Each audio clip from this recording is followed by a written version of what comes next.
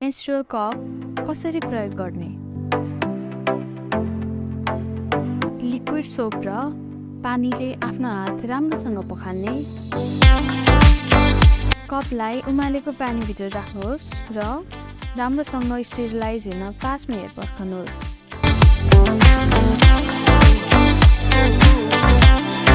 Steriliser मेसिनको प्रयोगले cup सफा राख्नुहोस्।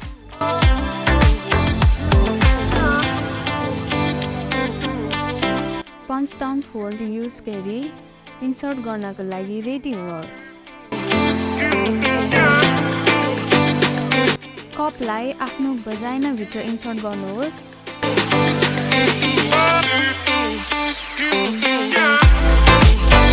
कप पूर्ण रूपमा खोल्न यसलाई 360 डिग्री घुमाउनुहोस् र लिकेज फ्री बनाउन अलिकति तल पार्नुहोस्।